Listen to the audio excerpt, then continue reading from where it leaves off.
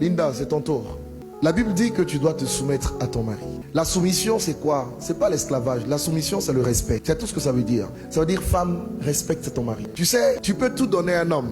Tu peux tout lui donner. Mais s'il ne sent pas que tu le respectes, il ne peut pas être comblé.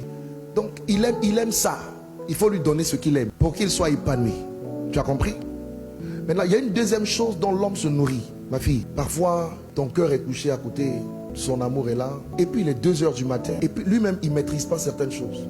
Il se retrouve dans ses conditions normales, c'est pas anormal, normales de température et de pression. Et il va dire, mon amour, quand il dit mon amour à 2 h du matin, comment tu réponds? Oui, mon cœur. Ça peut lui arriver d'être dans les mêmes conditions à 5 h du matin. Comment tu réponds? Oui, mon cœur. 13 h. Mon amour?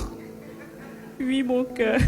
Vous savez, quand les gens se marient, il faut leur dire ce qu'ils vont rencontrer dans le mariage. Il ne faut pas leur enseigner la foi. Ça n'a pas de sens, dans un certain sens. Même si la foi est nécessaire partout. Quand vous regardez les causes de divorce, c'est quoi généralement? Soit madame dit, je ne veux pas aller avec monsieur. Bon, pour monsieur qui dit, je ne veux pas aller avec madame, c'est rare.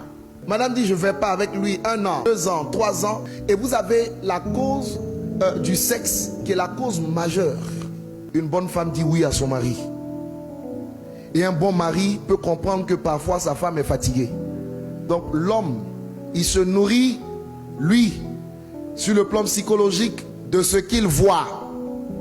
Toi, tu te nourris de ce que tu entends. Ça veut dire que tu dois t'arranger tous les jours pour être tout aussi belle que tu l'es aujourd'hui. Les cheveux toujours bien faits, le maquillage toujours bien à l'endroit, les sprays, les déodorants comme il faut.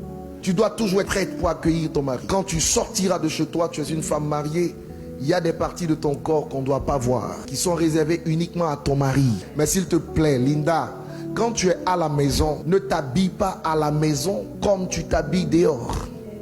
Ton mari doit être capable de voir ce que personne d'autre ne voit. Une femme sage a 2 faces.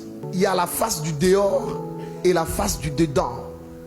Quand tu es avec ton mari chez toi, ma fille, s'il te plaît, ne va pas me mettre une robe qui part du cou jusqu'au bout des orteils.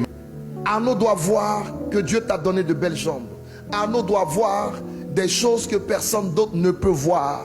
Et il doit se réjouir en voyant ces choses. N'oublie pas, il fonctionne par les yeux.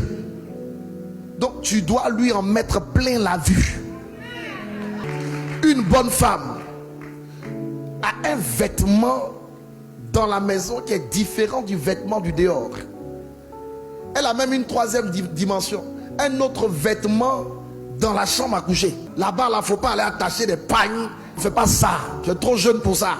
Il y en a parfois qui vont dans l'intimité. Elles portent des joggings. Sur le jogging, elles vont mettre un jean.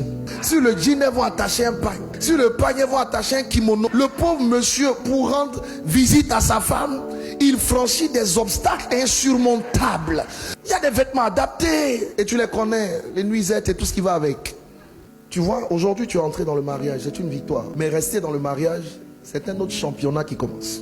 Oui, il faut dire ça. Surtout quand elles sont chrétiennes, ils sont chrétiens. Quand tu t'es marié là, ce n'est pas fini.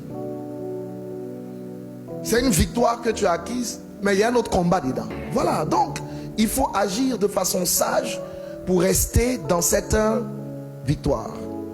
Je vous dis une dernière chose et puis je vais vous bénir. Écoutez-moi bien.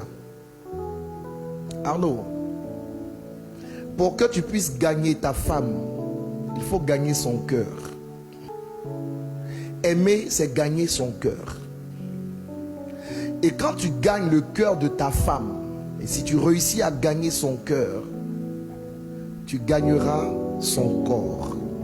Ne cherche pas à gagner le corps si tu n'as pas gagné le cœur. Linda, tu veux gagner le cœur de ton mari? Ne cherche même pas à gagner le cœur. Gagne le corps et tu auras le cœur. On ne se marie pas pour être heureux. On se marie pour rendre l'autre heureux. Et si tu le rends heureux et qu'il te rend heureuse, vous vous rendez heureux. Vous êtes heureux.